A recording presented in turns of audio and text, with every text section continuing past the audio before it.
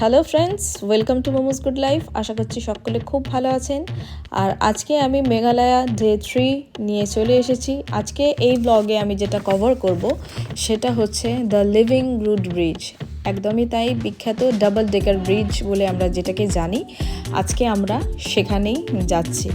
তো প্রথমে আমরা পৌঁছে গিয়েছি ত্রিনা ভিলেজে, যেখান থেকেই আমাদেরকে যেতে হবে নন গ্রিয়াড ভিলেজ, যেখানে হচ্ছে ডাবল ডেকার ব্রিজ অবস্থিত। তো ডাবল ডেকার ব্রিজ অবধি যাওয়াটা সত্যি খুবই কি বলবো, নিজের কাছে একটা নিজের চ্যালেঞ্জই বলতে পারেন। নন গ্রিয়াড অবধি পৌঁছাতে, ডাবল ডেকার ব্রিজ অবধি পৌঁছাতে আপনাদেরকে প্রায় ধরে রাখুন 3500 সিঁড়ি কিন্তু নামতে হবে। ঠিক তত কটা সিঁড়ি কিন্তু আপনাদেরকে উঠতে হবে বাড়ি ফেরার জন্যে। তো এই পথটা কিন্তু খুব একটা ইজি নয়, এটা নিজের কাছে একটা নিজের চ্যালেঞ্জ বলতে পারেন। তবে ওই অবধি পৌঁছানো যে অ্যাডভেঞ্চার বা যা যা আশেপাশের পরিবেশ আপনারা দেখবেন, সেটাতে কিন্তু মুগ্ধ হয়ে যাওয়ারই মতো। তবে এটুকু আমি বলতে পারি যে এই ডাবল ডেকার রুট ব্রিজটা কিন্তু আপনারা তারাই যাবেন যারা একদম ফিট। এখানে একটা ব্যাকগ্রাউন্ডে আশা করছি আওয়াজ শুনতে পাচ্ছেন, এটা কিন্তু ঝিঝি পোকার আওয়াজ। আপনারা যখনই তিরনা ভিলেজে এন্টার করবেন তখন থেকেই কিন্তু এই ঝিঝি পোকার আওয়াজ আপনাদের সাথেই থাকবে। এতটা অদ্ভুত ফিলিংস এই আওয়াজটা যখন কানে আসে, যখন আপনারা ওখানে ভিজিট করবেন তখনই বুঝতে পারবেন। কারণ এই ফিলিংসটা কিন্তু মুখে বা শব্দে বলে বোঝানোর মতো কিন্তু নয়। লিটারেলি আমি যখন নিজের চোখে এই ব্রিজ আমি দেখছি, এটা তো মেড ব্রিজ, খাসি স্ট্রাইপসরাই নিজের হাতে করে এটাকে বানিয়েছে। বাট পুরোটাই কিন্তু লিভিং ট্রিয়ের যে রুটস হয় সেগুলোকে দিয়েই কিন্তু এই ব্রিজ বানানো। আর এই ব্রিজ যখন নিজের চোখের সামনে আমি দেখছি, আমি ভাবছি যে সত্যি একটা মানুষ কতটা দূর ভাবতে পারলে তবে গিয়ে একটা এই ধরনের ব্রিজ আবিষ্কার করতে পারেন। আর আমরা তো সকলেই জানি এই ডাবল ডেকার রুট ব্রিজ কিন্তু ইউনেস্কো থেকে হেরিটেজের তকমাও কিন্তু হাসিল করে নিয়েছে।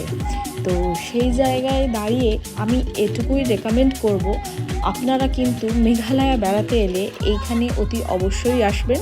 তবে তার সাথে আমি আর একটা আপনাদেরকে ইনফরমেশন দিচ্ছি, এই নন গ্রিয়াড ভিলেজে কিন্তু হোমস্টে রয়েছে, সেখানে কিন্তু এক রাত্রি থেকে।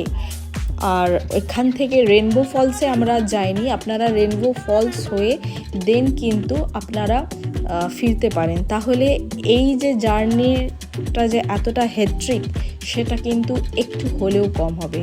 আর এখন আমি আপনাদেরকে একদম দূর থেকে দেখাতে চলেছি এই ডাবল ডেকার ব্রিজের সৌন্দর্য সত্যি কতটা, আর কত নিপুণতার সাথে সেটিকে বানানো হয়েছে। আমরা যেহেতু দিনের দিনেই ফিরে এসেছি ডাবল ডেকার ব্রিজ থেকে, তো সেই কারণে বেশ অনেকটাই বলতে পারেন যে বেলা গড়িয়ে গেছে। এখন ধরে রাখুন 3:30 4টে বেজে গেছে আমাদের ফিরতে। আকাশে মেঘও রয়েছে, আবার কখনো কখনো দেখা যাচ্ছে কিন্তু রৌদ্রের। তো একদম মিলিয়ে মিশিয়ে বেশ সুন্দর দেখতে লাগছে।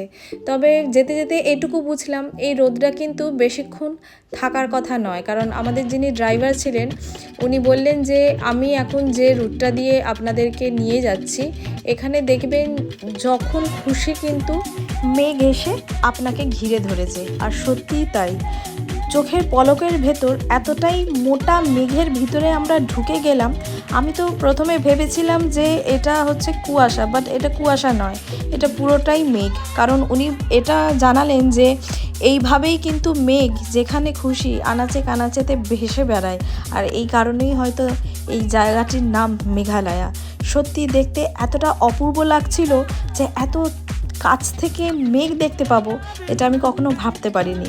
তো আমরা তো প্রচণ্ড টায়ার্ড ছিলাম, কারণ সত্যি কথা বলতে এই রুট ব্রিজের যে ট্রেকটা, এটা সত্যি খুবই ক্লান্ত করে দেয় মানুষকে।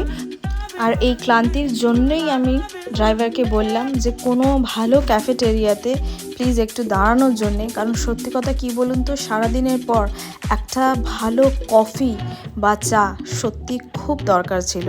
তো আমরা এখন একটা ক্যাফেটেরিয়াতে চলে এসেছি, একটু চা কফি খেয়ে সিধে যাব হোটেলে। আশা করছি ব্লগটা আপনাদের ভালো লেগে থাকলে একটা লাইক, শেয়ার অ্যান্ড সাবস্ক্রাইব করে দেবেন। দেখা হচ্ছে নেক্সট ব্লগে খুব শিগগিরই।